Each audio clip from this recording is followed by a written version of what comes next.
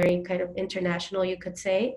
I feel like the greatest blessing that I have is that I've been able to study directly with knowledge keepers, not only from Sibundoy, but also from Mexico, where we lived and worked for so many years.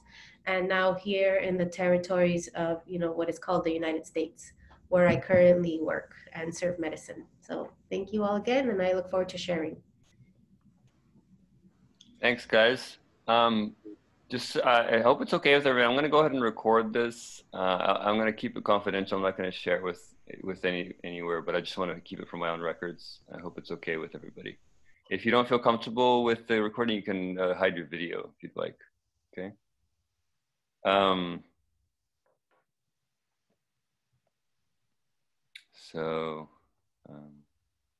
don't know if Michael, you said something or that was something else. You're on mute. All right, so I'm gonna go ahead and get started with the presentation.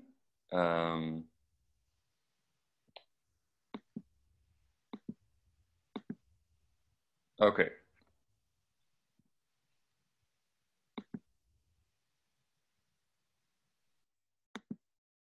right.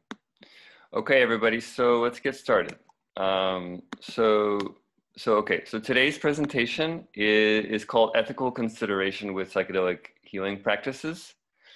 I just wanted to, first of all, I just want to say that what I'm about to present, I'm in no way considering myself any kind of authority in what I'm about to share with you.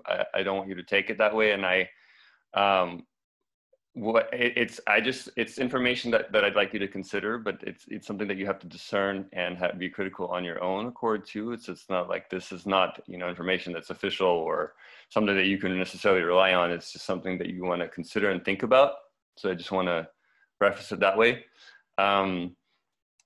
But nonetheless, these are some things that I'd like you to consider when doing psychedelic assisted psychotherapy in any capacity. So let me just start with sharing what I have. Okay, so first of all, with regards to psychedelic work and of any kind, there's sort of a spectrum of services. So you want to see it as kind of from least amount of participation to quite direct and immediate involvement.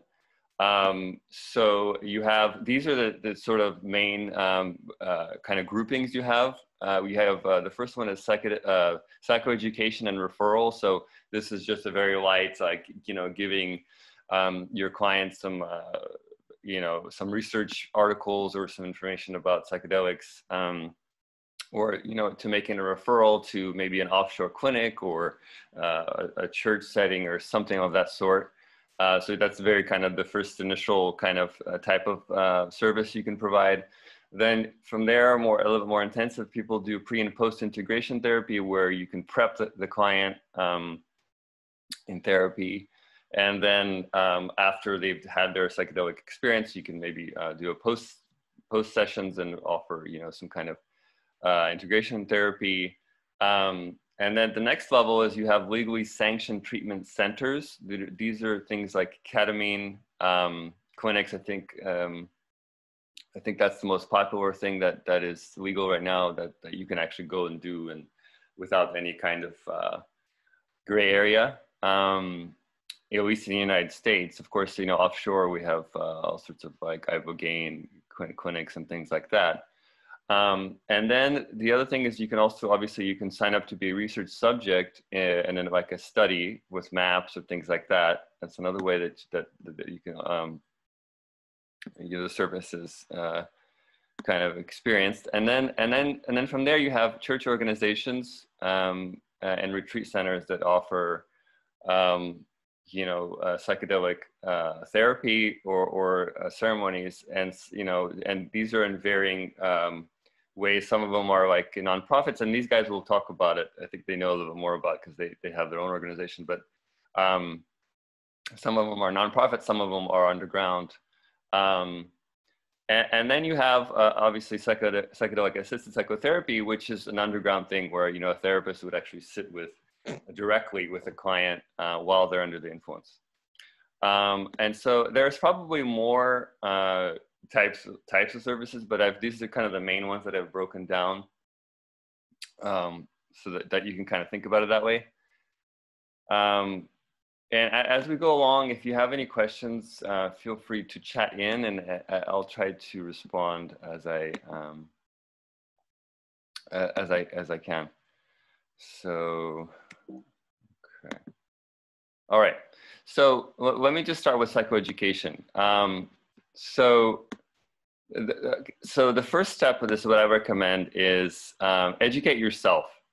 Before you start educating other people, educate yourself with books, literature, get to know the cultural aspect, talk with others about their experiences, stay abreast regarding research and current trends. There's lots of stuff is constantly changing. When I did my paper in 2012, that's like old news by now. And the other thing is, like, have several of your own psychedelic experiences. Have the experience yourself. Don't think that, like, you've heard about it and you think that you want to recommend to somebody that's something that you haven't had yourself. So get into psychedelics if you think that you want to be a sitter yourself. Have your own psychedelic experiences. It's really important. Learn about community policy and local and state laws. One of our members, Don Iliam, I just want to thank him. He actually called CAMPT, and most of you know what CAMPT is, but it's the organization that kind of supports therapists and offers legal advice and stuff like that. So they currently don't have a policy on psychedelic assisted psychotherapy, and neither does AMFT. But that's kind of a good thing, because in some ways they're not taking a stance against it either. So that means that there could be some potential openings with it as more legitimacy grows.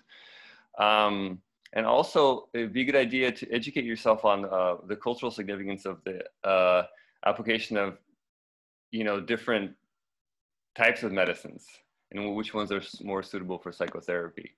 And we'll be talking about that later, about how some medicines are, like, for instance, peyote may not be something that you'd want to work with as a psychotherapist, because it's not within your kind of reign or whatever. We'll talk more about that. So let's move on. So I just want to talk a little bit about referrals. So psychoeducation. This is a really touchy subject, so I just want you guys to kind of take note here. We're moving through this whole psychedelic renaissance thing, and not everything is clear, not everything is legal. So with regards to offering psychoeducation, be careful not to have an agenda towards the client. Okay, so it's better when they ask you. It's better when the client says, "Hey, have you heard about psychedelics?"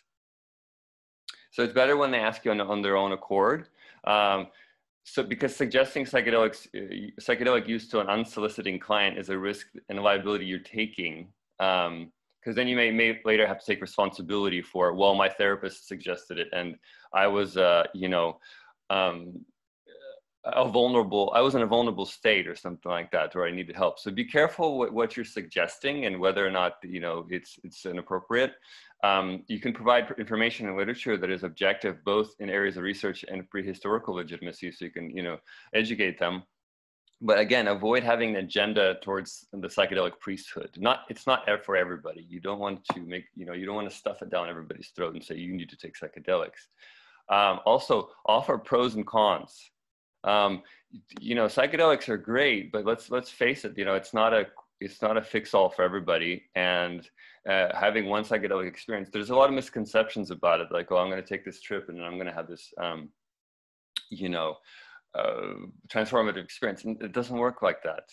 There's a lot more to it. And so there's misconceptions that it's going to solve everything in one trip. And And also warning the client that sometimes it'll get worse before it gets better, because, you know, it's kind of like mindfulness. You know, it's not, when you inquire, sometimes you discover things within yourself that you don't like. And so sometimes after a psychedelic experience, you may immediately feel worse. So there's not like an objective, like you take psychedelics, you feel better afterwards. Sometimes you take psychedelics, you feel worse afterwards, because it's a confrontational experience that you have to integrate and then make lifestyle changes, and then you feel better. So it's sometimes people don't understand that, and they kind of have a kind of a fairy tale idea about it. So, okay, moving forward, I got to move kind of quickly because there's a lot to cover. So, making referrals. So, you know, it's best to make referrals to, like, you know, Native American churches, legal clinics, clinical trials, and offshore treatments. I would say avoid referring clients to healing practitioners who have not been given permission to hold cultural ceremonies by their culturally sanctioned elders.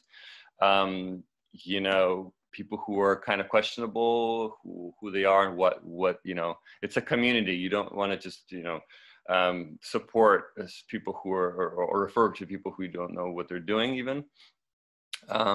Because cultural appropriation is a huge issue. Get to know your referral source. If you can try to participate in a ceremony yourself, it's even better, because that way you can vouch for it. You know, like, I've been to this community, I know them. These guys will talk, Kopole and Dinesh will talk more in depth about it, but, you know, song, cosmology, and sacred rituals are subject to usurpation by those who want to appear authentic. Be aware of this. This is a real issue. People kind of, you know, will try to make it look like a facade, like they're like shaman or whatever, you know? Another thing is avoid referring clients to therapists and considers that administer medicines illegally. Okay, it's a gray area, but just so you know, like, you have to be careful about if you're referring to somebody who's giving your clients psychedelics, that's, you know, you're tied into that kind of network. And oh, there's somebody in the waiting room. Okay. And we could talk more about this, but look, I'm participating in a Zoom. Wait. Okay, there you go. Muted her. Okay, so so this next slide. So who could administer medicines? So medical doctors are like, if you want to look at, like, kind of the nitty gritty, MDs, medical doctors, nurse practitioners, and psychiatrists can prescribe medication. Okay, and then people in clinical trials can as well. And then in Native American church are also authorized to administer due to their kind of rights of religion. So until further changes, psychotherapists cannot administer. Okay, this is something that we have to reckon with, and this is something that in any case we can't. You know, we can't administer SSRIs either. This is something that we're tracking, but, you know, Oregon has recently made it illegal to practice, but we don't know exactly how the logistics of that yet.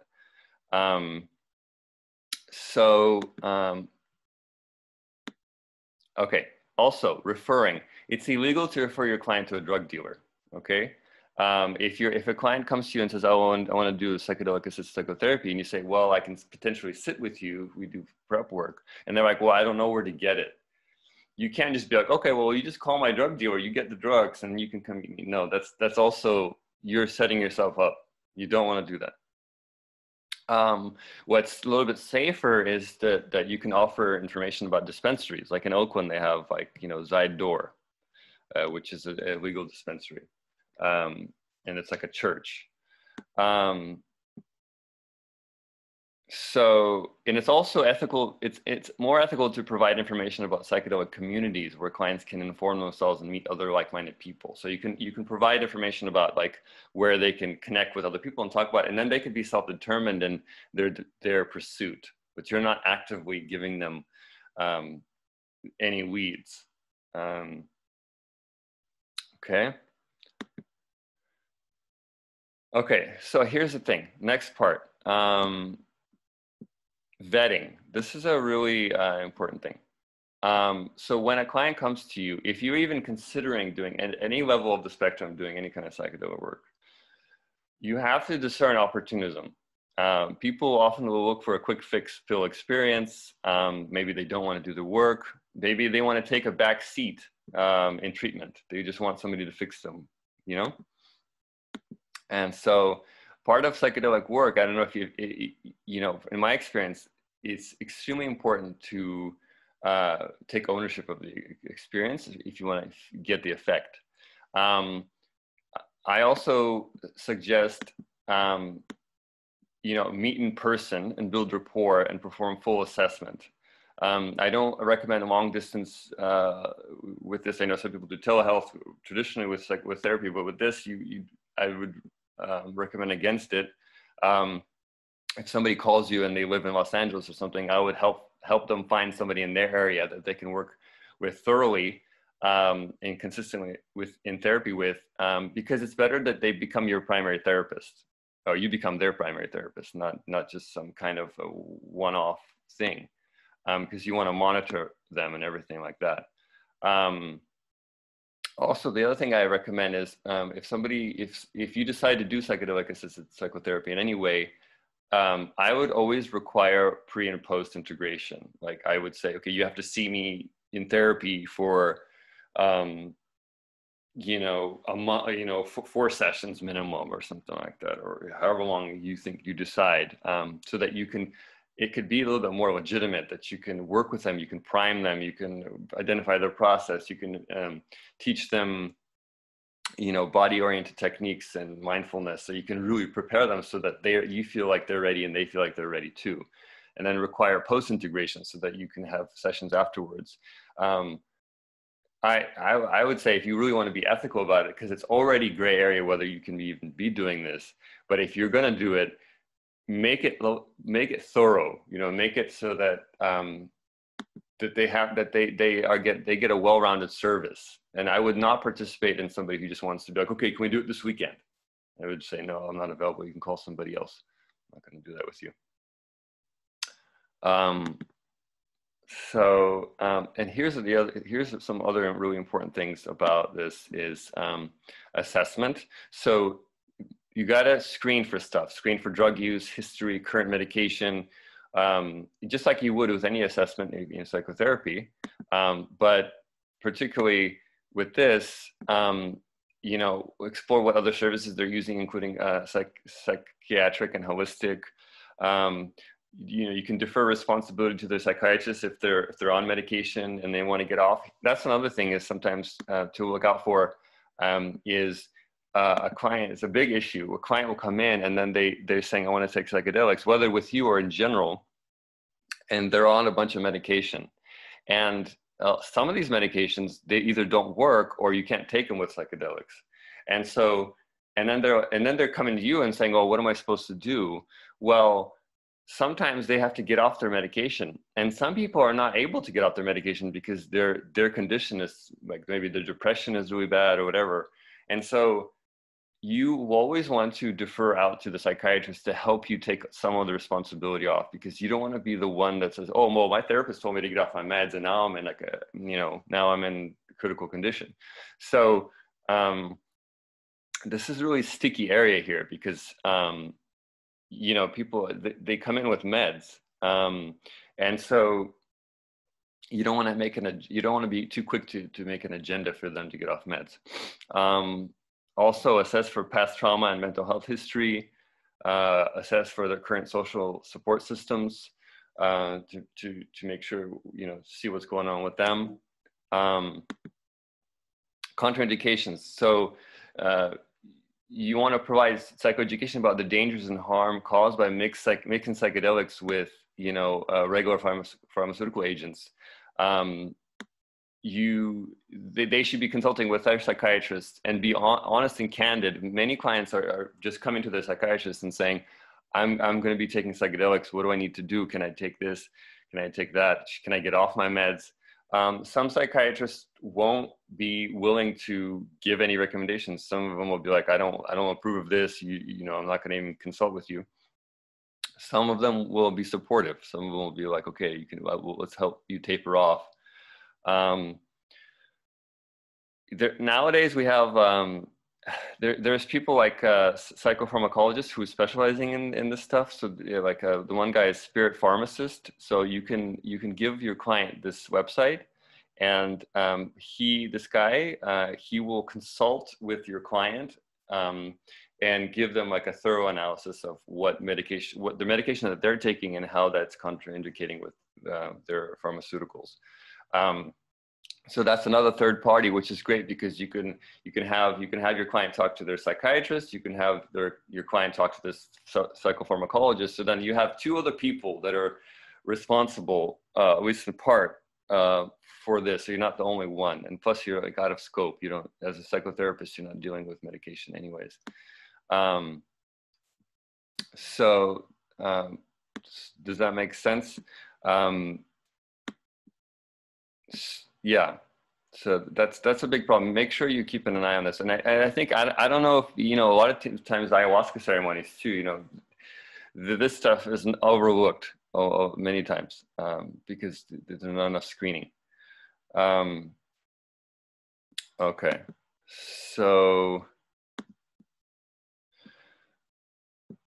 so here, the next part is, what I try to do is when I'm working with psychedelics, I take a harm reduction kind of model approach towards this, meaning that the harm reduction model is basically assuming legally that the client is engaging in drug use, and I am not condoning of it, but I'm trying to make sure that they're safely using it the best way that they can. So therapists cannot condone the use of any Scheduled I substance. So what I try to do is, from initial contact, when they call me, I make it clear that they're the ones asking for my help. I'm not in any way saying that they should do anything. So even verbally, I don't want to be condoning. It's almost like they're asking my help, and I'm saying, okay, I'm going to support you as you make your own decisions. Because you don't want to insinuate any kind of recommendation. If that's what I'm recommending to you, at least so far.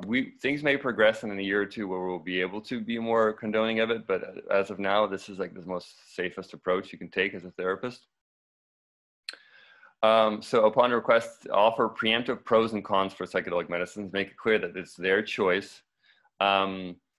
And what I do is I provide a harm reduction contract, which is a document that they sign. It's a pretty thorough one. It's a legal document that says, that you're not condoning of this, and they're making a decision to take a Scheduled I substance, and they're going to be taking responsibility for any legal actions taken. I don't know to which degree that really covers me, but at least it's something. So I have them sign that if I am going to sit with them. Here's another thing, and I've already said this, but just to double, just to embold it, don't administer medicines. It's not within your scope, and it's illegal. And sometimes you'll have a friend that you'll know, and you're like, oh yeah, we're good, we're cool. Like, just don't do it. Don't ever give out any drugs, okay? As a therapist. So, yeah, that's about it. Like I said, there have been cases where the client later complains that they were vulnerable and in a vulnerable place in their lives, and their therapist led them on to try to take psychedelics, and then they may come after you. I think that's really the only main issue here, is that the client may have a change of heart, change of mind after the therapy, and be disenchanted.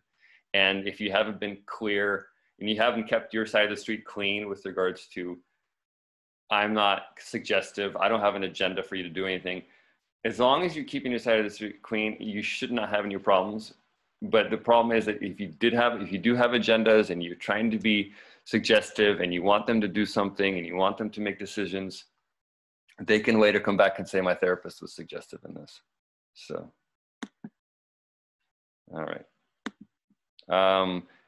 Fees. This is another thing. I know I'm being thorough here, but this is what I've thought about all this stuff. So fees, you should be consistent with hourly psychotherapy rate and harm reduction model. Okay. So you should not offer weekend package retreats. And this is just for therapists. This is different from like, you know, ayahuasca retreats or something, but this is, we're talking about psychedelic assisted psychotherapy. You should not offer retreat packages. You should only charge for the time offered during a sit, consistent with your harm reduction model. So if you charge $150 per session in your regular therapy, you should be charging that hourly rate for your sit, because then you're saying, look, I'm just providing psychotherapy with the harm reduction model in the time that you've provided, okay?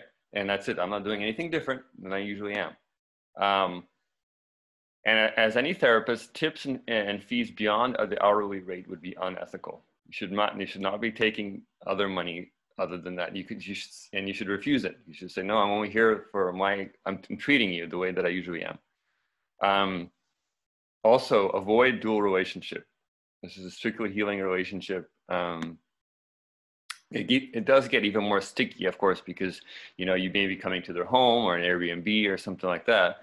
And you know, they may get friendly with you and you want to spend more time or whatever. So just be careful. That's what I would recommend also is doing it in their home. If they're inviting you, if they're doing it in their home, it's more of this harm reduction feel to it, because if they're doing it in their home or an Airbnb and they're just saying, hey, come help me, I need help. So you come and support them, which is different than if you're inviting them to your office. I would not invite them to your office. That's not consistent with the harm reduction model. Okay, that. Okay, so here's the other thing. If you're considering this, if you know you're getting interested in this, the other big piece of this is training. Okay, there's a lot that goes involved with this. I would say seek training prior to considering doing any kind of psychedelic related services. There's a whole bunch of experience needed, not only from you taking psychedelics, but also performing psychotherapy in this way. I would say mindfulness is a prerequisite for both the therapist and the client. I would say that you need to practice mindfulness, like, you know, pretty ardently. You know, I would recommend, you know, doing like a Vipassana retreat, really getting into it so that you can develop a sort of a grounds for being, to be present yourself. And then also by default teaching your client. It's really important. Also, body-oriented therapy is a powerful preparation and very useful during the trip. I know MAPS, when I was studying it, they were using Genlin's focusing-oriented psychotherapy as a preparation. This type of stuff is like, it's essential. Like knowing how to anchor into sensation, focusing, being present with sensation. These kind of things are super important. Psychedelics is not about intellectual validation for quantum physics or some kind of you know, head trip or something like that. It's all about, you know, focusing on your body and your emotion, moving through it viscerally. And the also thing is, what's really good to study is experiential psychotherapy, parallel with psychedelic experience, things like Gestalt, Hakomi, you know, IFS. Get to know these models, because that's what the experience is. Psychedelics is experiential. It's not heady. Okay, so if you're considering assisting people, get to know these models of psychotherapy.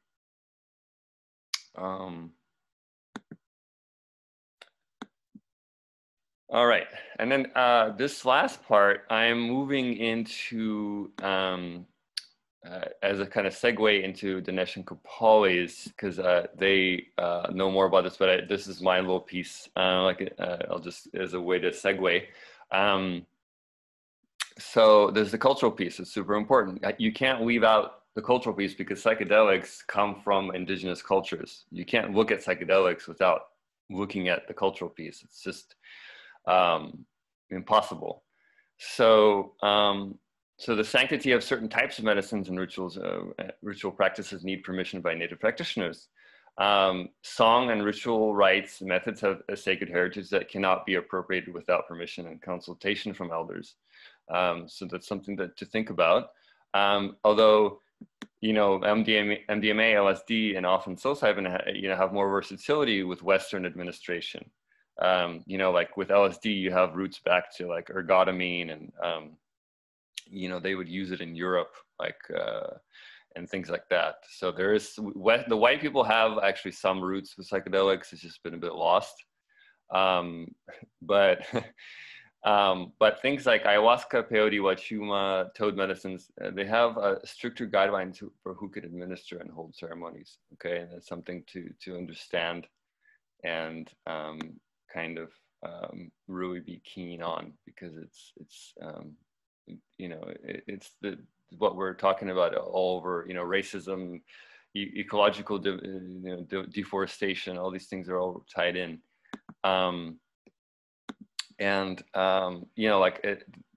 another thing, environmental ethics, the cultivation and procurement of the use of medicines and the way that it is environmentally sustainable and fair trade, both for ayahuasca, peyote. These are issues that are being brought up about habitat and, the peyote. Sometimes the peyote, there's been a lack of it. And then the toad, there's people encroaching and poaching these amphibians in the name of psychedelics. So something to also look out for. Get to know who you're referring your clients to, find out how ethically their practices are, both environmentally and culturally, and think about non-infringement in natural habitats. So that's I think that's all I have. I didn't want to take up too much time because I really want to hear what these guys have to say as well.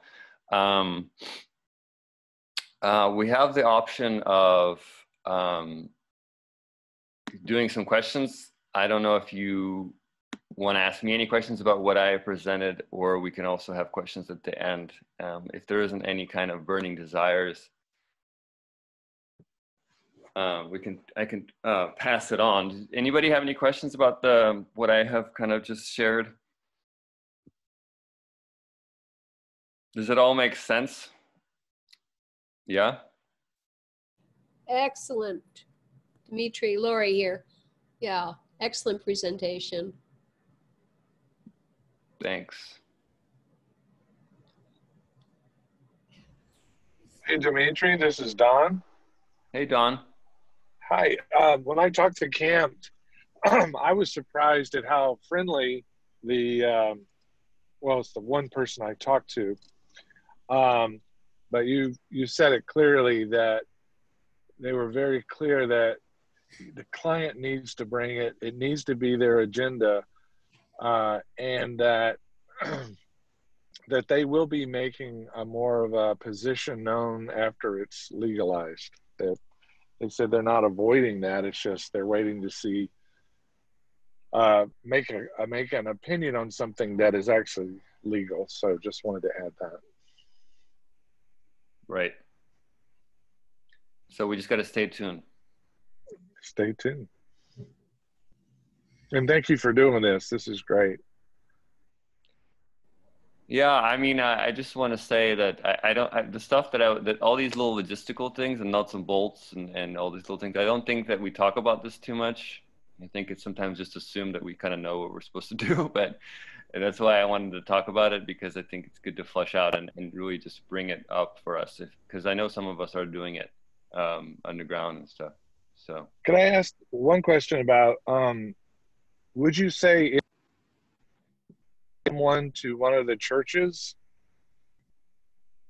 is that ethical? What, say that again? Would it be ethical to refer a client things and they say, where could I go do this? Is it ethical or illegal, in your opinion, to refer them to one of the churches, say to the folks that are going to be giving the presentation shortly? I would say yes. That's one of the most ethical referrals that I can make is to a church, because they have some kind of they have some kind of legal religious act, yeah, coverage, and they're doing it kind of, you know, in good faith, and I would say I would much rather refer to them. Somebody is asking a question here. What is your position on ketamine assisted therapy? Real quickly, I don't want to take up too much time, but okay, so the guy, I don't remember his name, but the main guy from Polaris, the MD, I listened to his podcast, and you know, he said, and I completely agree with him. He said that, you know, ketamine is a dissociative; it's not really a psychedelic, and so what it does is, if somebody's in a real depressive state, it makes them kind of really like emptied and zenned out, and it can help kind of redirect out of a really low mood or whatever. But if we're talking about deep alchemical transformative experiences, it doesn't do justice for trauma, because what you're doing is, okay, what trauma is that somebody having a really negative experience, a really harmful situation. In order to survive trauma, they had to disassociate. They had to like numb out, okay, to survive it. And so if you have trauma and you're giving somebody an agent that makes them numb or even more dissociative, that's not going to help them transform. So it isn't, I think ketamine is not ideal for trauma. It doesn't have those psychedelic effects, you know, like the others. So I think I would say it isn't, I wouldn't consider it a psychedelic, but it is in some capacities, maybe it's helpful for depression. That's my stand on it. So.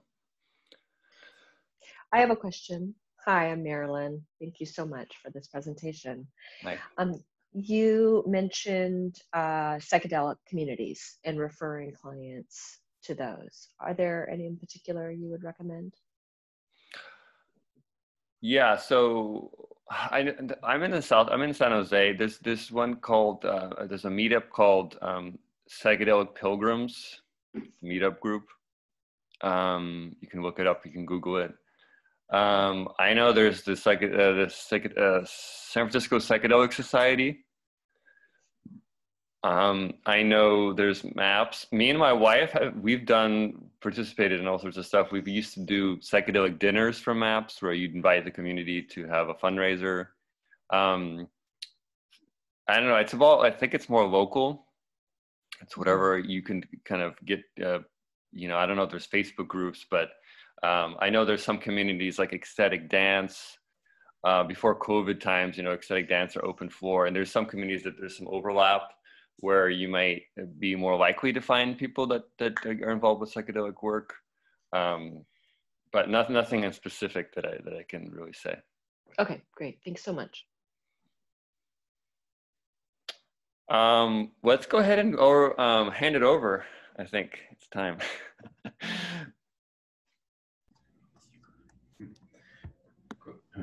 Kopali wants me to go first, so I'll do just that.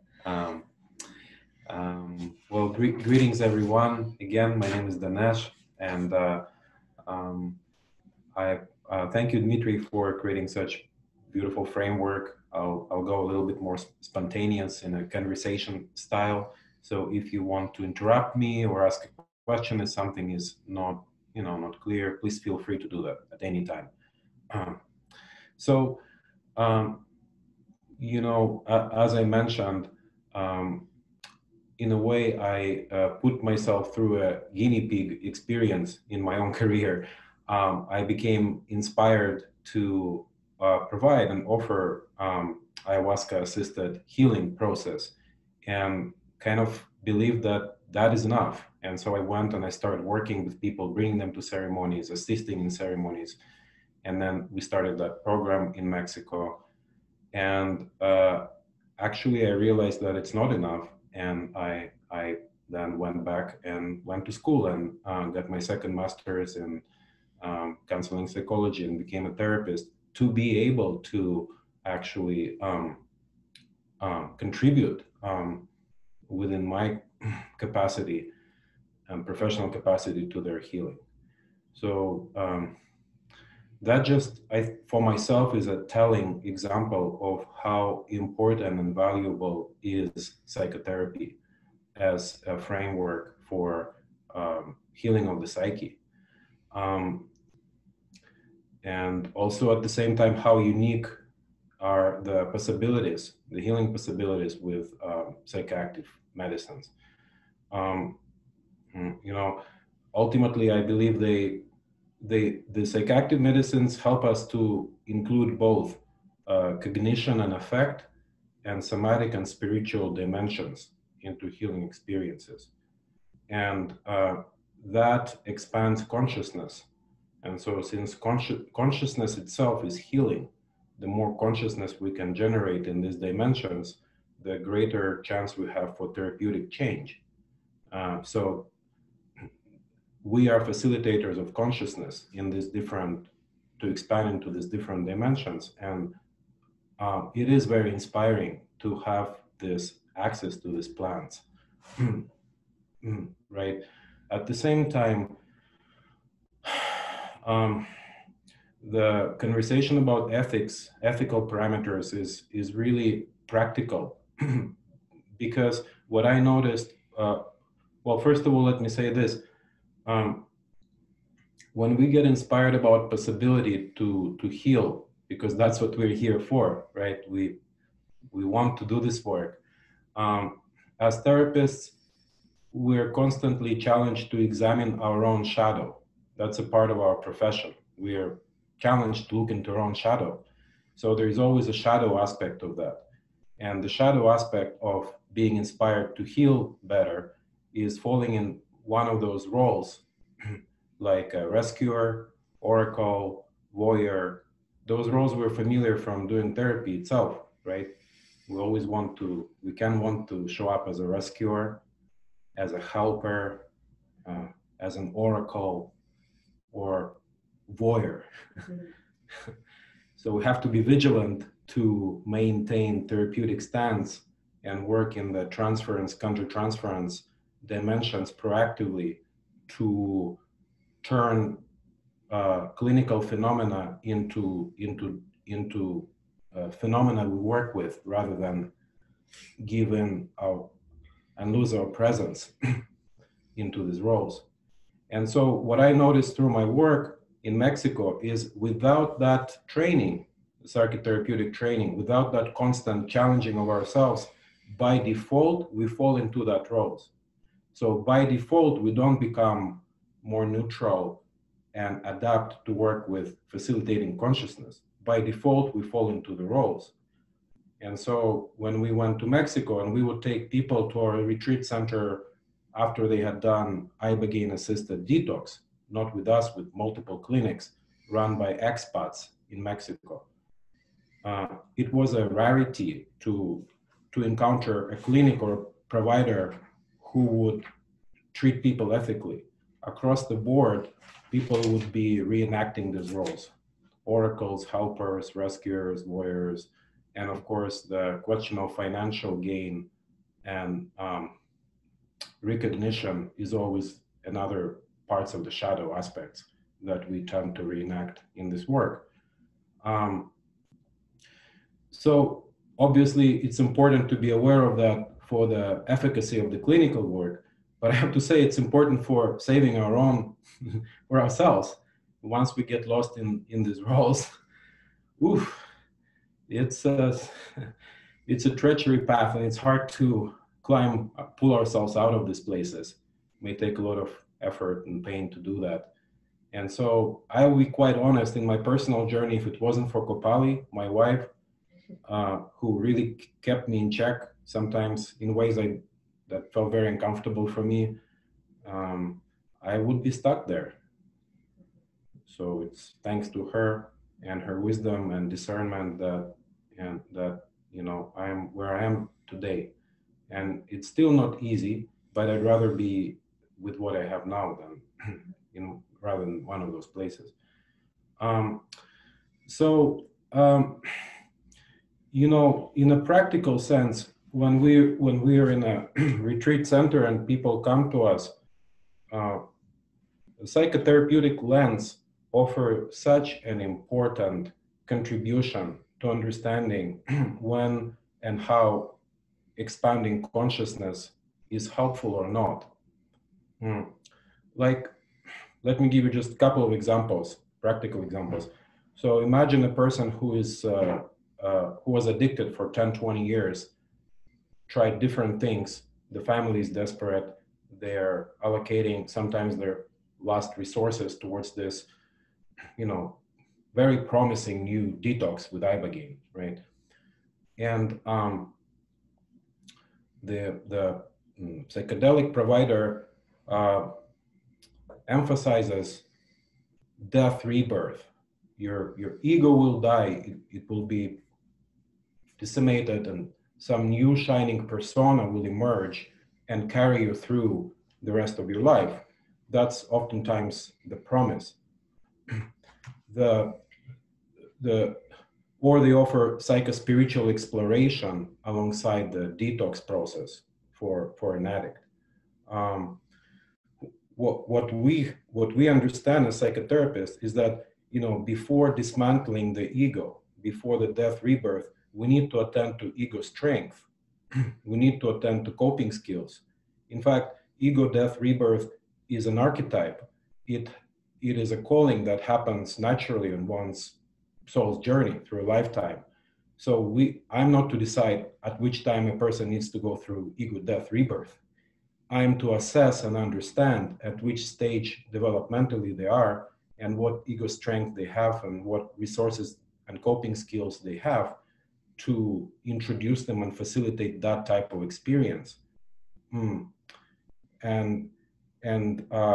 most of the time, for instance, with people working in addiction, the primary goal is actually to strengthen the ego and to assess the coping skills and to assess the family systemic issues that may be oppressing or hold them in those roles. So we're talking about a pretty comprehensive assessment before we attend to the repertoire of psychedelic experiences.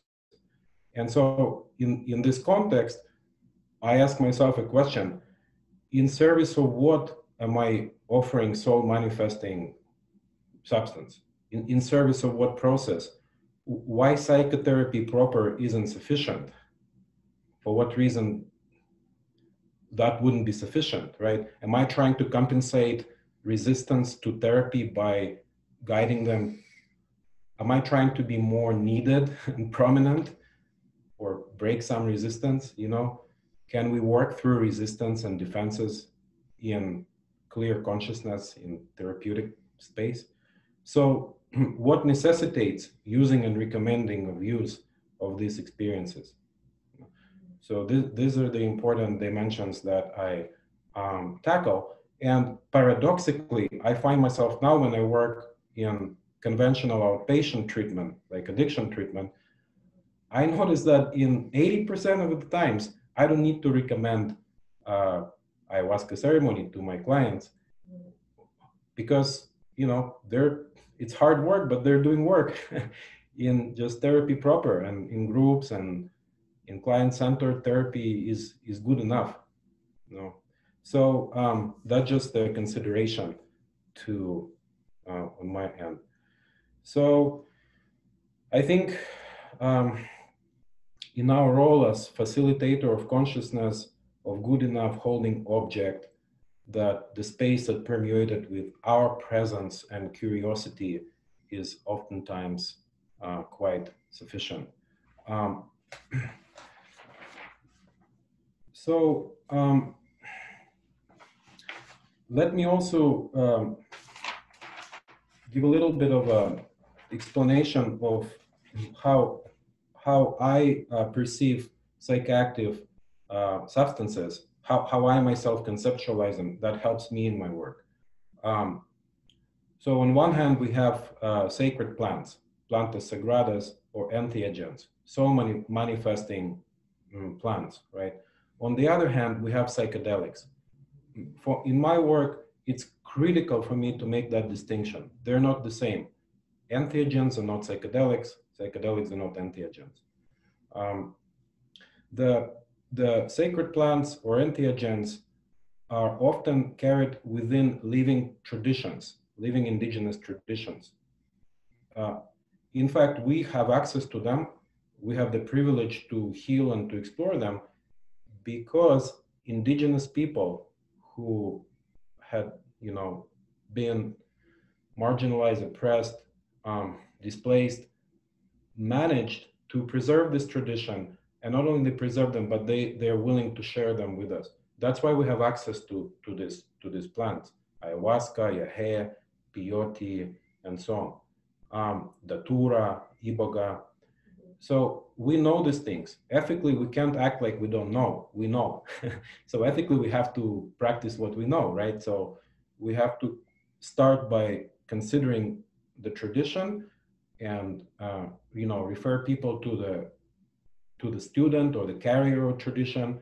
It's good to do our own due diligence of have this person been actually initiated by the tradition holder, because there are plenty of people who claim that they have been initiated, but they haven't done their studies. I think Kopali may talk more about it, but anyways, that just to understand these dimensions are quite important. It's not black and white. There is a lot of gray area there. I understand that. There's some like ayahuasca practitioners who didn't study with indigenous medicine carriers. So I acknowledge the gray area there. And then with psychedelics, I'm not going to spend a lot of time talking about it. First, it's not my area of expertise. I don't know a lot about psychedelics. But there are also some plants that are crossing, like psilocybin. Psilocybin is now crossing into the psychedelic domain and is taken out of context. But there is a ceremonial context and indigenous context of use of psilocybin by Mazatec people. Kopali speak more about that. So we have to recognize their cultural rights around the plants. So now I'll take this into the clinical consideration. So from a psychotherapeutic standpoint, the entheogens or sacred plants that I mentioned, they're delivered through ceremony. The ceremony itself is the mandala. It's the healing mandala. The ceremony itself integrates different elements: connection to earth, elements of earth, community, elders, tradition, reciprocal relationship. So we can't take ayahuasca or peyote out of ceremonial mandala and say, here. No, it's the ceremony that heals. The healing happens in relational matrix. Not every altered state heals us through relational matrix, like meditation, individualized experience, taking certain psychedelics and meditating with them ourselves. It's an individualized experience and not much of the relationship that's happening with others. As we know, psychotherapy, healing happens in a relational matrix. So is ceremony. So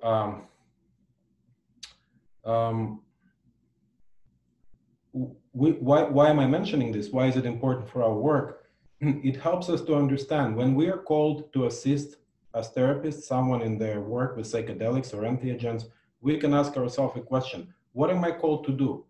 Am I called in here to be a witness to someone's individual exploration with psychoactive plant?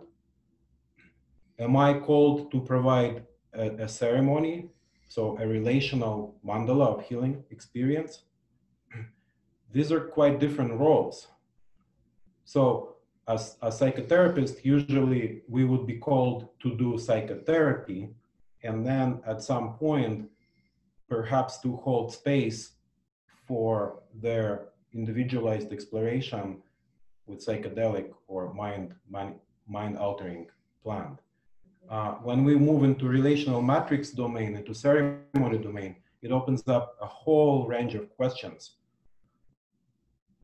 What elements of ceremony we provide? Are we borrowing them from indigenous tradition? Are we culturally appropriating? What knowledge do we have? Are we creating our own ceremony? Why are we introducing certain elements to it? And so on and so forth. It's its own domain. So I'm not discouraging us to do that. I'm just pointing out two elements that may call for our attention. Well, I'm certainly discouraging culture over creation, but that's that's a whole other question. So let's see.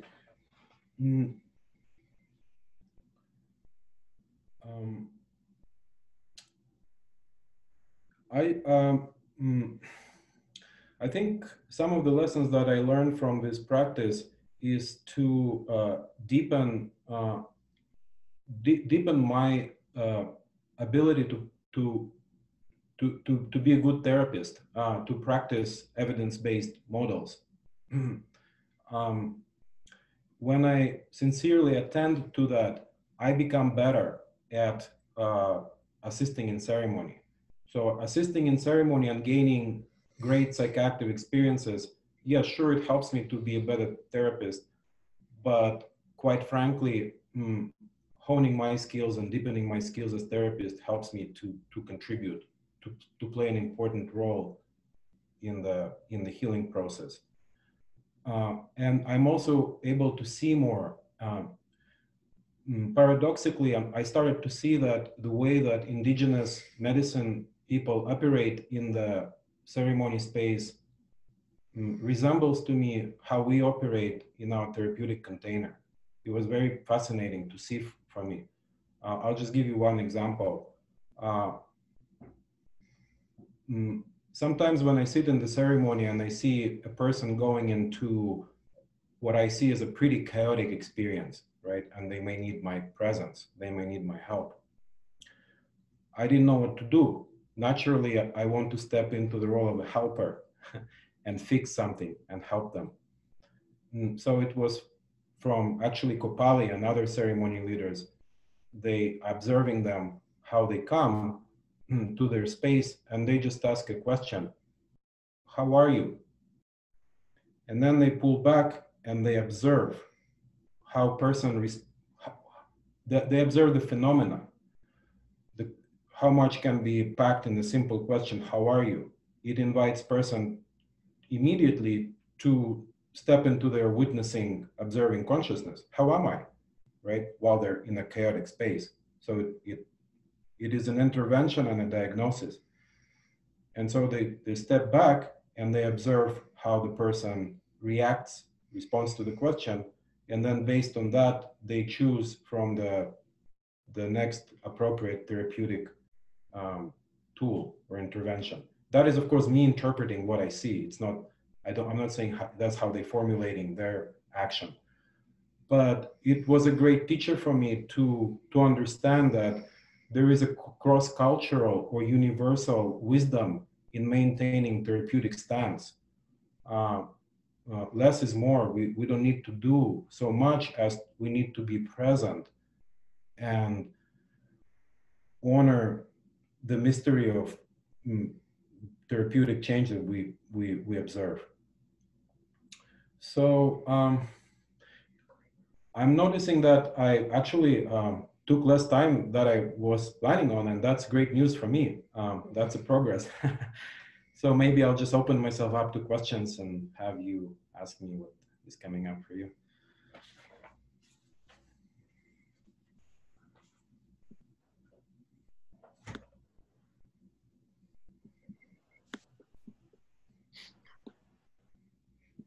Hi, Dinesh, can you hear me? Yes, Joshua. Thank you.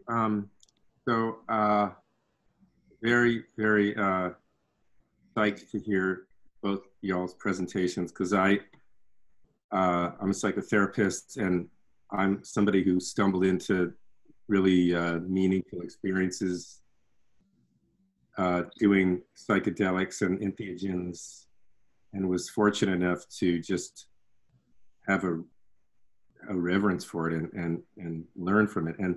But there was a point where I realized I felt inauthentic. I was like in a teepee ceremony and I felt like a voyeur and I felt like a interloper, and it didn't feel authentic. And after that, I went back to school and became a psychotherapist, and I put all of that aside until just a couple of years ago. And now I've come full circle after doing like Jungian therapy for 2 years, twice a week. 13 years, twice a week. And then now coming back, I'm doing let's say, guided journeys with a licensed therapist. And I'm so inspired to hear everything you're saying, because I'm so interested in marrying the psychotherapeutic frame, which I think is the cornerstone of that Western wisdom tradition, with the container, with the container of the ceremonies, because the ceremony to me is the container, it's the frame. And I so respect that frame, and I'm so interested in now that these two traditions are coming together, and I feel like what you're doing is like, it's just exactly what inspires me and what I want to grow and learn more about. And I'm just, so this isn't really a question, it's just like an acknowledgement, I guess. So thank you very much. I don't even know how I got on this, to be honest with you guys. I don't even know how I ended up on this. It came into my email and I signed up, so I'm really happy to be here. Oh, Joshua, that is so meaningful for me to hear, because sometimes I'm asking myself, am I the only one who is like, am I tripping that in my head, or this is this is where we really are? So it's just really good to hear from you, and to have all of you here means that it's relevant and it's important for us to keep developing this awareness. Okay, thanks. Hi, Dinesh. This may formulate into a question. I hope that it does, versus just an observation. But I was really struck by the way you were talking about the relational matrix with ceremony, and I really resonate with that. And I think that you know, especially when we're talking about cultural appropriation, it feels like that can be one of the sticking points, in the sense that I think there's a way, just at least in my experience of kind of white cultural experience, that there's a lot of ways that integrated relational matrix has been kind of lost in a lot of ways, or has been damaged. And so I guess I'd be curious if you have reflections about kind of how to try to sort of put that back together in a meaningful way in this kind of work, while still not appropriating, if that makes sense, what I'm asking. Yeah, I'm hearing Kopali saying, thanks Justin so much for this question. I'm hearing Kopali saying she will be ready to respond to that. No? Oh, she'll speak a little bit, but okay, so I'll provide my explanation. So you see, me practicing awareness of cultural appropriation in the moment, because I learned it the hard way. So, you know, for one thing, I want to again just express my how blessed I feel, how gratitude I sincerely feel about finding my way through this lifetime to learning the art of psychotherapy, because it is teaching us how to create, you know, good relational matrix, the healing relationship of presence, of attunement, meeting people where they are, sustaining the container, and working through rupture and repair. I just think it's a terrific thing that we've developed. And I actually read in one of the book on focusing psychotherapy in Gendlin's work, that this way of conceptualization of knowing how understanding and relationship of understanding is healing, is therapeutic. It's actually existed back in the days of ancient Greece. This is not just something that was invented by Freud. It's something that humans naturally knew as a healing, you know, talking cure, back to citing now Freud, but like it does exist, this unique quality. So So I just think that relational matrix of psychotherapy is wonderful. It's good enough as a container. But let me go back for 1 second to the to a little bit of your question. How do we create the mandala of ceremony? I'm myself holding it as a good question. It's a really good question. I have a friend and a colleague in New York who currently works with psilocybin assisted therapy, and she does create ceremony around that. She welcomes people to, she's actually not a licensed therapist, she's a process worker. She went to Process Work Institute in Portland, Arnold Mindell School. You heard about that. So she does create a therapeutic container and a ceremony. People come to her home, they stay overnight, she takes them to the fire, she plays music, all of these elements. But this is where we enter a bit of a challenging territory, because she had learned these elements of ceremony by herself, participating in ceremonies led by indigenous medicine people. Has she just taken these elements and integrated them? Is there an issue of cultural appropriation? I don't have a straight answer to that. I hope Kopala will shed some light and elaborate on that.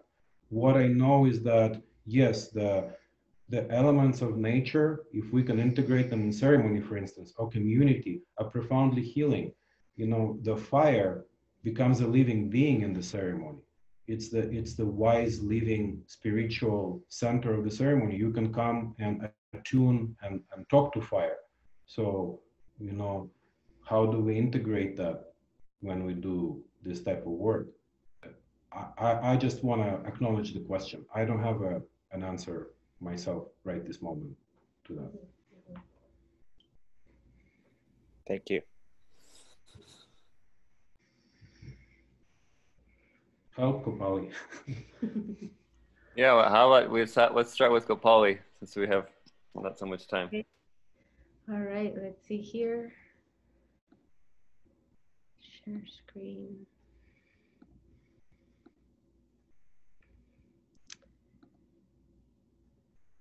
Okay, so I'll get started here, and thank you again. I think I can take a lot of cues from both Dimitri's and Dinesh's presentations. So for when I got invited by Dimitri, I have actually been thinking about this topic quite a bit this year, as I've been, like many of us who are healing practitioners, in a state of deep reflection, given everything that's kind of taking place around us. And also the fact that I had to take quite a significant break from my ceremonial practice. It's very, very private and small scale this year because of the pandemic. So one of the things that I have been able to do is just focus more on my Indigenous studies, and to actually be in a lot of the different councils with Indigenous women and elders, again, here from North America, Mexico, and down in Colombia, where my teacher lives. So that's where I'm coming from with this, with this perspective. And I acknowledge as well, like Dimas, thank you for your humility, that this is just like a perspective. And I will do my best to share and reference, like, well, where did I get this? How have these ideas been shaped and formed through my experiences in ceremony and as an apprentice and practitioner. So I feel like one of the reasons that this kind of feels very relevant right now is because there have been a lot of different policy changes that are, kind of taking place in the areas where we live. Maybe for Dinesh and I, we live in Southern Oregon. And we had a couple of the measures that passed this November, Measure 109 and Measure 110, that they affect the use of psilocybin for therapeutic uses, and then also did some work to decriminalize the possession in small amounts of all the different, what they consider drugs, which the plants fall within that category. And also there were measures that were passed in Washington, D.C., again, specifically to decriminalize the use of psychedelic plants. And I know that last year, we live in Oregon now, but we have been for the past 3 or 4 years working as part of a church that's based in the Bay Area.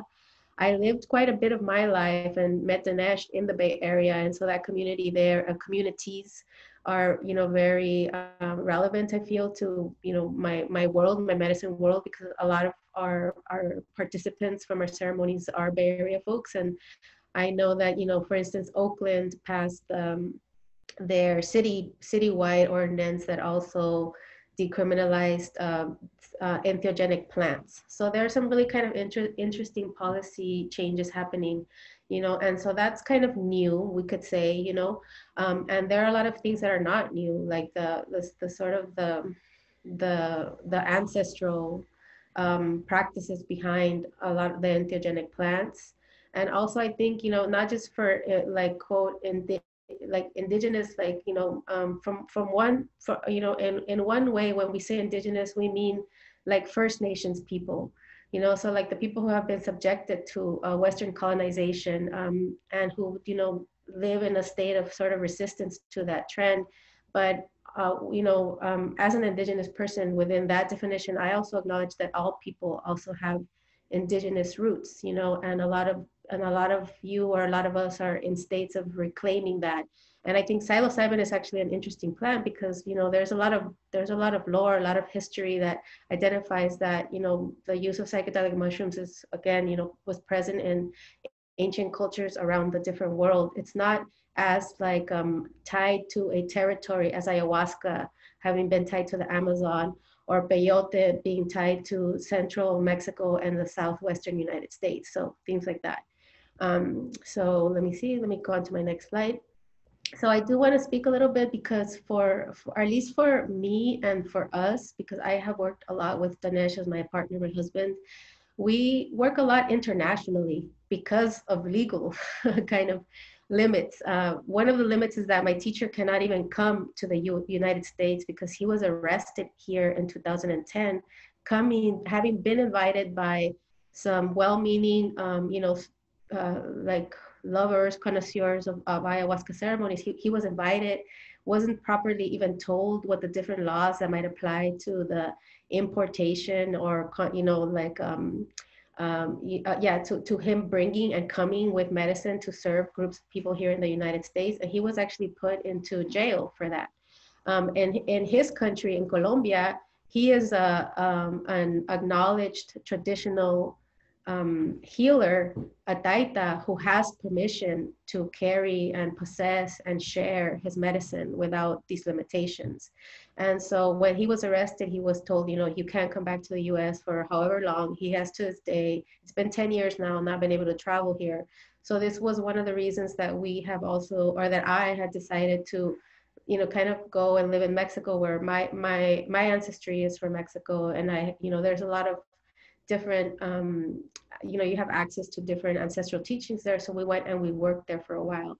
And we were part of a sort of interdisciplinary community there, engaging in ceremonial like exploration, a lot of psychologists that were giving ayahuasca and or studying alongside practitioners and etc. And so not only do the laws that are applied to the US apply to, you know, our considerations, but also some of these international legal structures, you know. The rights of indigenous people in the US and internationally, like it's not something that's very clear. There's not a lot of protections to, maybe there are protections that will be set up for how the therapeutic use of psilocybin can and cannot take place legally, but what are the rights of indigenous people to our own culture, to our own rights, to our traditional knowledge, right? This is like a something that is an ethical consideration that we kind of get to, you know, take responsibility for and develop, because like you said, there's a good side and there's a bad side to the laws being unclear. And so we can kind of recreate, and hopefully as people who are engaging in ceremonies or experiences with entheogens, we're coming at it from a framework of healing behavior as opposed to exploitative behavior. You know, so these are some of the questions that I asked myself. You know, what are some of the rights that First Nations people have in terms of traditional medicines and psychedelic plants?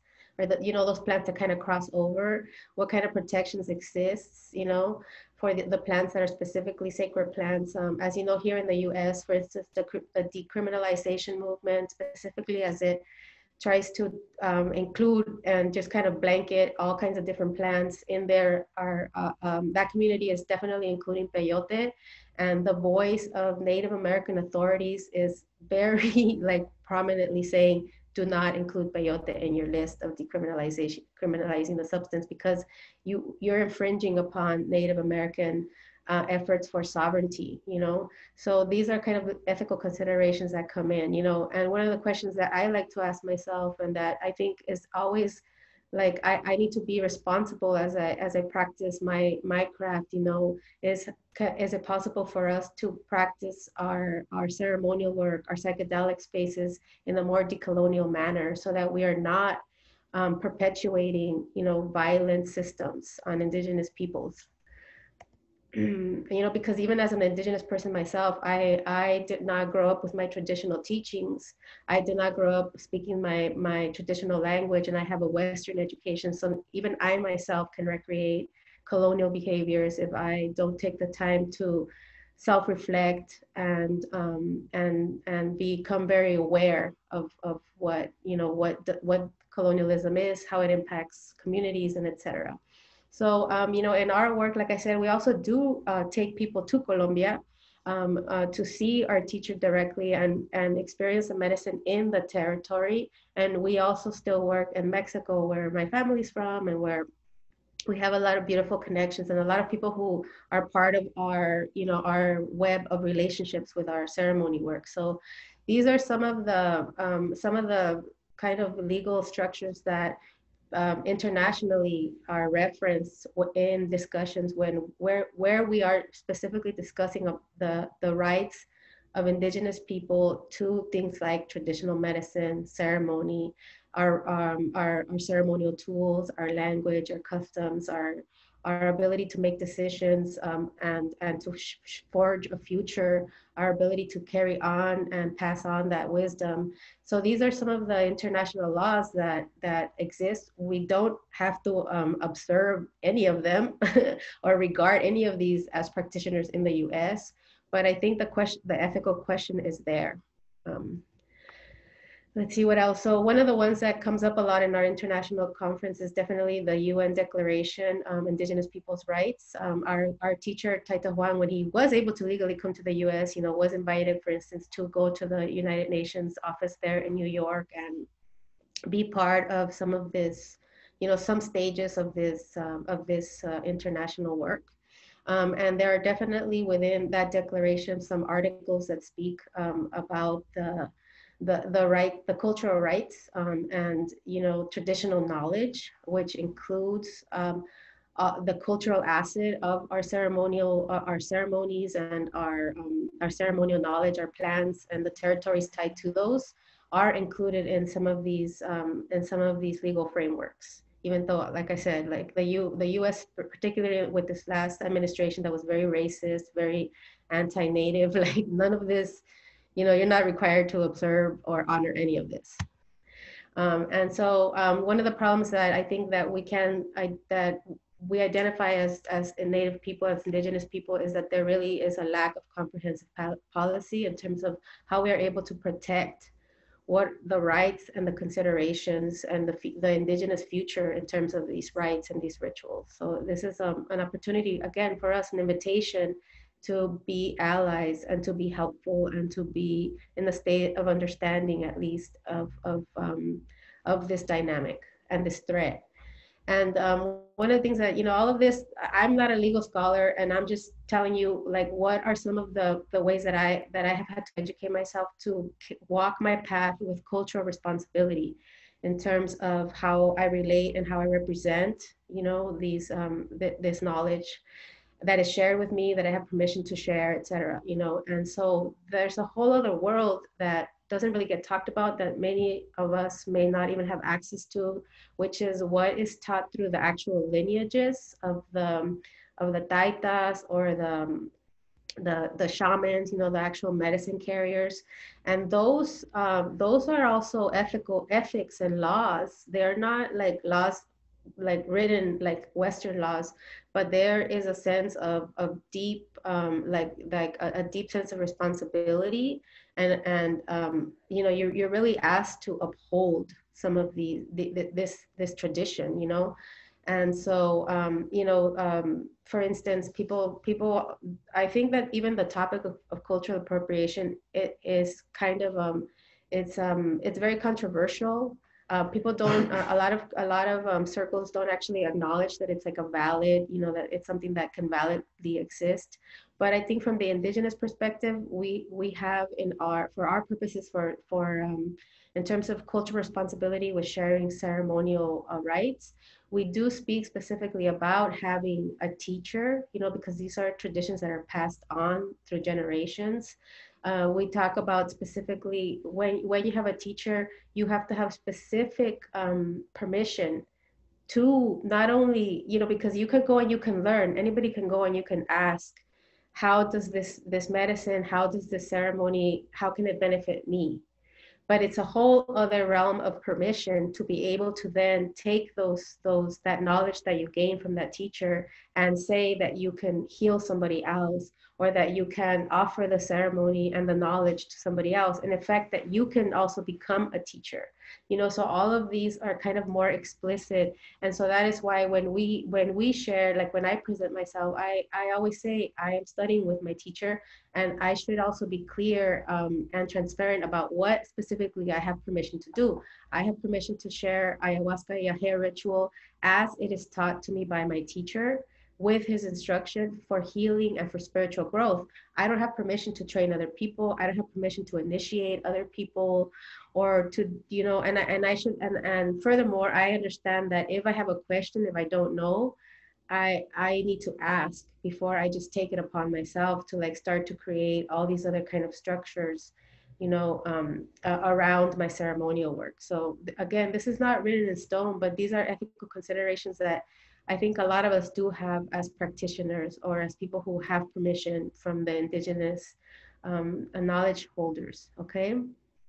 So anyway, I like to spread this definition of what traditional knowledge is, as it has been defined by the World Intellectual Property Organization of the United Nations, because I think that this is one of the ways that we can talk about ethics, and that we can be more transparent, more reflective in terms of cultural appropriation.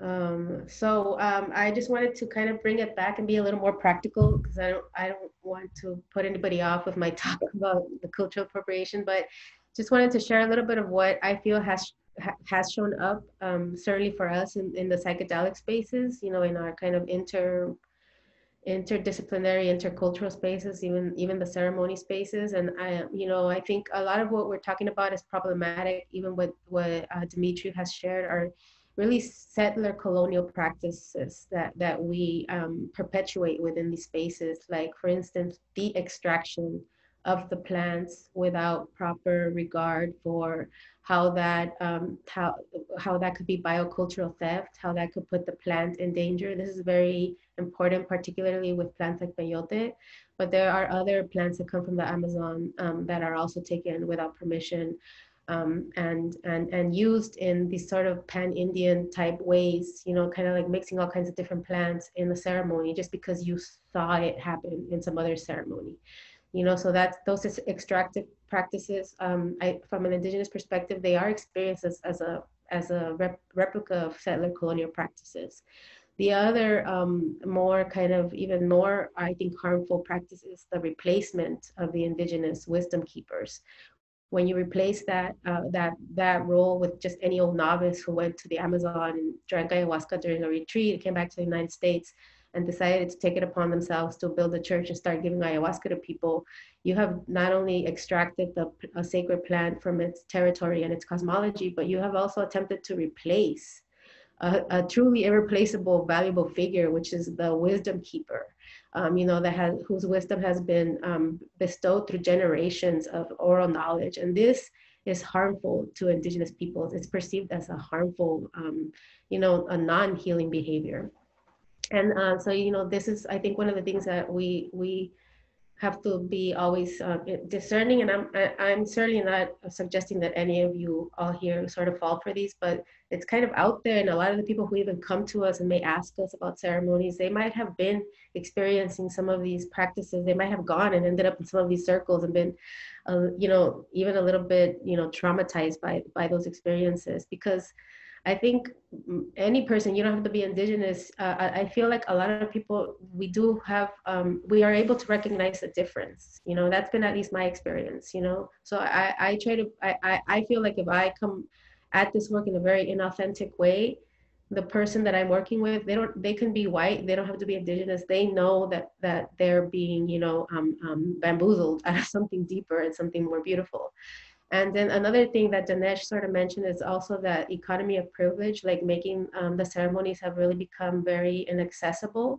And so, you know, on the one side, we have Western therapy, which, you know, you all have like kind of like your own financial models, but Indigenous medicine is, it doesn't come from that sort of capitalistic gain. It has to be offered in a way that is accessible, in a way that's based on different principles. It can't just be the straight capitalistic model to be real Indigenous medicine. So we have a challenge that we have to like face, you know, because we are at the same time expected to pay our rent and pay our cost of living as practitioners. But I think that there is something that is gained through remaining true to this principle as well. At least for us, we always offer our ceremonies and we say, hey, this is a donation. No, really, it's a donation. It's just suggested, like, I really mean it. Like, and a lot of people, they're not used to that. And they think that I'm kind of mean it, but I don't mean it. So it's like a lot about transparency and confidence to speak and to, you know, to speak with people, right? And to, get to that understanding, you know, and that takes a while. It takes trust. And again, you know, one of the main things that I feel that is lost, and that, you know, it is lost when you don't practice in a culturally responsible way, is the whole cosmology that these plants are tied to. This is a little paint. This is actually an image of a painting that's painted by Eliana Muchacha Soy, who's actually a student of my teacher. She's an Indigenous Kamsha woman, an artist, painter internationally. She has shared her artwork around the world. And some of her paintings really depict that cosmology. This painting here depicts not only what, you know, what the conceptualization of Yahé is in terms of it being the way of being able to see the world in a beautiful way, but it also, you see images of ancestors. The clothing that the image of the man in the image is wearing is actually the traditional clothing that is worn by the taitas as you serve medicine and ceremony. And so, you know, the title of this piece is called Our Territory. And I think that this is a reminder. This is considered ayahuasca art, right? And what does the art attempt to teach us? Here's another one. This one's called El Camino de Mis Abuelos, which translates to the path of my grandparents, of my grandfathers. Again, another painting by Eliana Muchacha Soy. And it's like, it's so beautiful. It's not just the territory, it's the flora. It's all the different plants, the plant spirits. You know, again, in our cosmology as Indigenous people, one of the things that we share, you know, from North and South America and all Turtle Island is that, you know, that understanding and that definition of life as an interconnected web. And a lot of the songs and the rituals, a lot of the elements of the ceremony are a part of this and teach this cosmology in deeper and deeper ways. And, you know, the medicine, traditional medicine itself exists within a web, an interconnected web, you know, that is this cosmology that ties us to the land, it ties us as people, to social structures, it ties us to those lineages. These are often, I'm not going to speak a lot about lineage because it's actually like kind of like secret knowledge. You kind of learn as you go. And even I have only been going through certain stages of my initiation.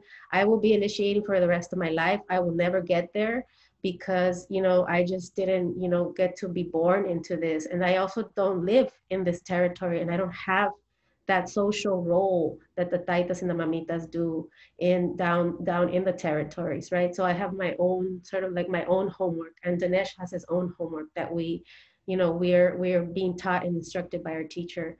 So, you know, this is, I think, a little bit, and again, this is an indigenous perspective, but this cosmology and this interconnection of web, it is the, you know, something that belongs to all of humanity, you know, and that certainly is something that we, that, you know, from the perspective of what are we healing, what are we repairing, you know, I think that there are very many different colorful versions of this applying to all of us. And so I just wanted to kind of share a little bit more practically what are some of the instructions that I have received recently from my teacher. And I think that this helps me to, you know, I would like to communicate this to you as actual licensed, you know, clinicians, that this is where there's some opportunity for collaboration, I guess, as practitioners. This is what I have been instructed to do. You know, I'm able to share this medicine for healing and spiritual growth. I share my ceremonies with a lot of love, with a lot of compassion. And I must, above all, respect each person that comes to me as an individual and make sure that I take care of the individual needs of each person. This is what I have permission to do. And this is what, you know, when I show up and I put my altar and I start to open up my bottle, this is kind of like, you know, what my contract is with each person. And it's very dynamic. It's very, you know, it is a living practice. You know, and I just kind of want to sum it up. What are some of the healing behaviors that I'm hoping to, you know, help project and to help, you know, enabling this kind of more healing way between practitioners and as the psychedelic therapy world changes, you know, and that is to really get educated about what cultural appropriation is, what the different perspectives on what it is and how it harms people, and to be able to kind of speak about it openly. I know that it's a kind of a touchy subject. There's a lot of sensitivity that must be taken when speaking about it, but we have the power to do it. And especially as people who are expanding our consciousness, you know, we can certainly take this on with compassion and with truth.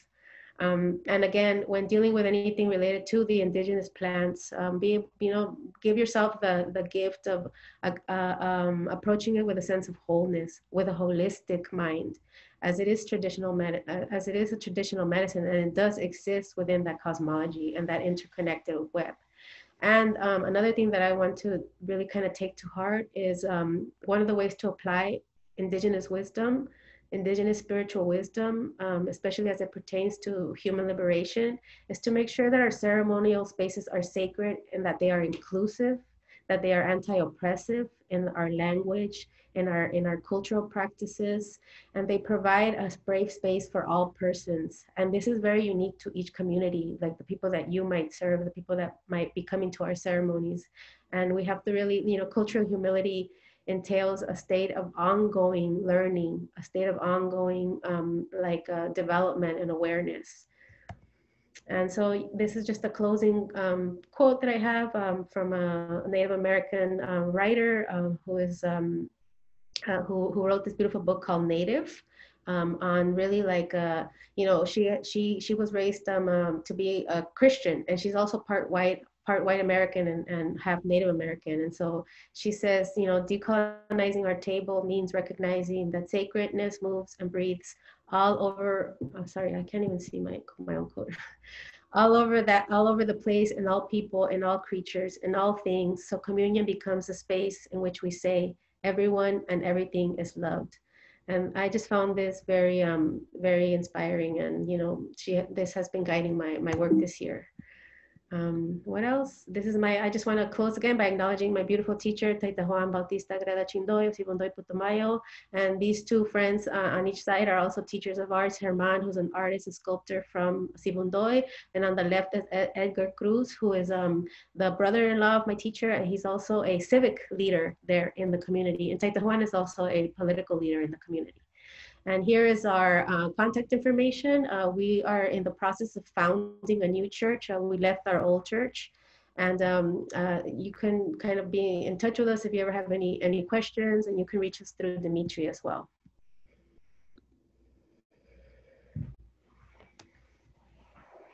Wow, that was amazing. Thank you so much, Kopali. I want to open up for questions. We do have a couple more minutes. If there's any reactions or questions to any of the things that we've been talking about, particularly in the last segment is Kopali, or anything else. I have a question. I attended a panel a year or so ago with Rick Dublin, and he spoke very proudly of the research that MAP is sponsoring right now that is using MDMA, which is a Western synthesized, developed medicine, and using protocols that come from Rogerian therapy and internal family systems, and focusing also all Western. And that he was very proud of saying, well, we're not doing cultural appropriation when it comes to this particular aspect, because it's not using any indigenous plants or any indigenous practices. How does that apply? What you said, Kopali, about this type of practice? Well, again, I don't want to speak for every person and everyone, what you have the right to do or what you don't have the right to do. But I think cultural appropriation, one of the ways that I have come to learn to define it through my indigenous perspective is that it really involves power. So a person with power, as opposed to the colonized, the indigenous people we are being colonized, and we don't necessarily have the power, especially the economic power, to when our rituals and our plants are taken from us by people with power, who then are in a position to use them and change them and shape them differently. I think that, when any one of you can go to a ceremony, sit with a taita, and you are given something, and that is yours. That is a medicine that is received by you, so you don't have to be like afraid and like you're not welcome. Like some of these taitas, you're genuinely welcome and you're genuinely honored to go and share and take medicine. But do you have permission to take things out of that interconnected web and then profit from them or change them? I think that is the ethical question, that we have for with MDMA. Well, it doesn't exist within an indigenous living tradition. Nobody will claim it. Maybe that I know of, but I would just say be careful if you're then, because you got inspired or you appreciated an ayahuasca ceremony and you're then able to buy a bunch of the things that you see, being used online. Does that make it right for you to then go and kind of dress yourself up like like a taita and use our tools and our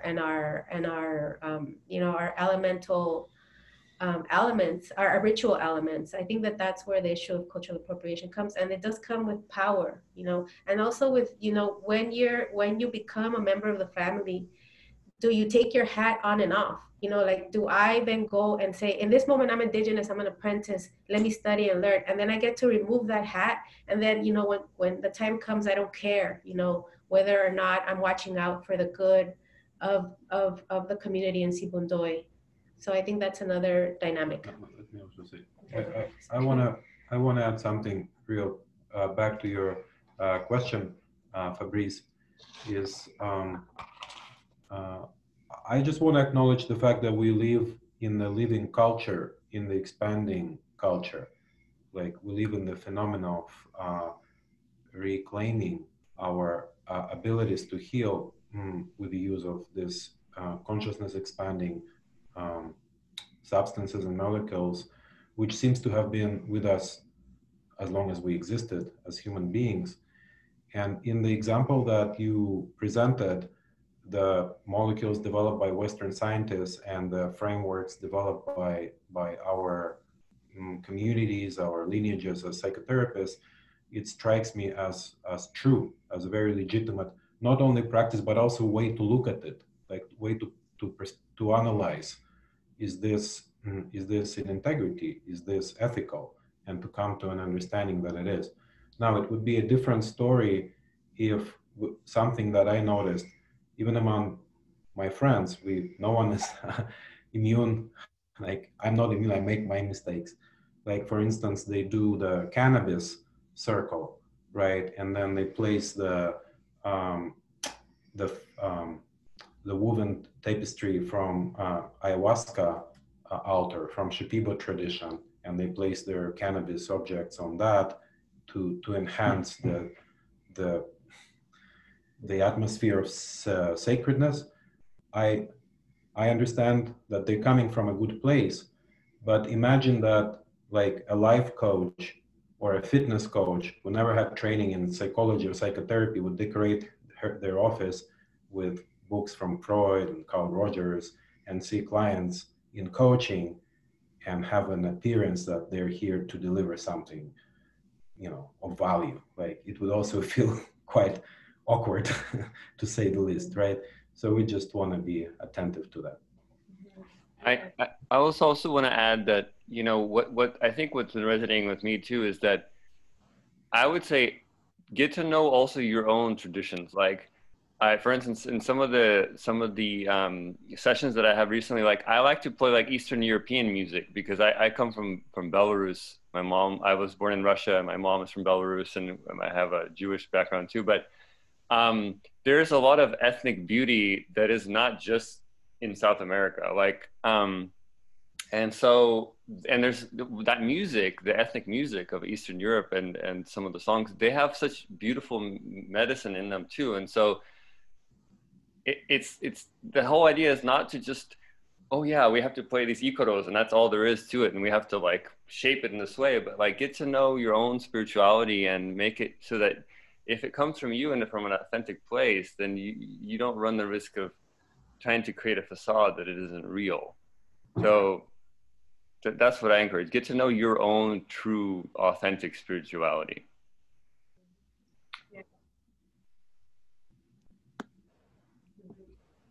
We're kind of at the end. Any other last questions or comments? Just want to comment on what you said, Dimitri. This is Don. My experience of being in that space is anything that's not authentic is dangerous. It's just, it's more than just not helpful. It can be dangerous. And the beauty of it is if you yield to the authenticity, you find the ethical start making sense in a different way than just is it legal. So thank you for today, Dimitri, and all the work you did on this and the presenters. Thank you. Thank you. Yes. Thanks so much. If anybody's interested in the slides, I have them, and I'm not sure if Kopali's offering her slides. Actually, I have another offering, which is that tomorrow at 11 a.m., my teacher and other members of the Kamsha community in Sibundoy are actually offering a talking circle where he will be sharing directly from the perspective of a Taita. And there are other things that we'll be sharing, but one of the three questions is really for him to speak to us a little bit more about the topic, about this topic directly from the Taita perspective. How can they find out about it? They can just email me. I shared the email in the slide, and I'll put it here. And that circle is also, it's free or by donation, and I will send you the Zoom link. It's tomorrow at 11 a.m. if anyone's interested, or if you know anyone who maybe drinks ayahuasca, loves our ceremonies, and loves this plant and would like to connect in this way.